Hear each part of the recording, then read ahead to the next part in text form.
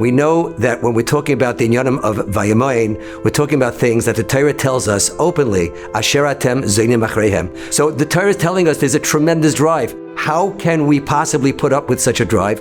One of the things we need to do is we have to believe in the koach tefillah. And when we daven to Kadosh Baruch Hu, and we are sincere about it, and we continue to do it, and we place an emphasis on it, and we daven with a starkheit, we daven with a strength, with a passion, then tefillah can do anything. I just heard an amazing story from Rabbi Yitzchak Aryeh Epstein, an unbelievable story. There were two young people in Sfas who decided to create a band. Two brothers, they were gifted musicians, they wanted to have a band. They get a call from their agent, and the agent tells them, we don't have any bookings really just yet, but there's a chasana that's going to take place from this very wealthy guy. And if you could play at the wedding, it'll bring you a lot of business. Now, he wants to see from you a clip to see how it is that you play. So one brother said to him, we don't have a clip. We haven't had any jobs yet. He said, well, you got to get a clip. He calls up his brother. He says, how do we get a clip? He said, you should know, I have a fellow in my shul who's making a bar mitzvah for his son. They're very poor people. I'm sure they don't have anybody playing at the bar mitzvah.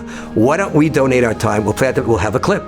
So they call up this fellow, the father of the bar mitzvah boy, and they say, would you happen to need a band for the bar mitzvah? And the fellow starts crying, he's bawling, and he can't compose himself for 5 minutes. And he says, you know why I'm crying?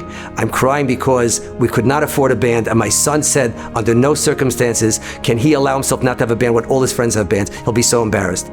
So I told him, I don't have the money. He said, it's not a problem, I'm going to daven. And he's been davening for weeks and weeks and weeks and nothing. And I felt so terribly for him. The bar mitzvah is tomorrow, and now tonight I get this call.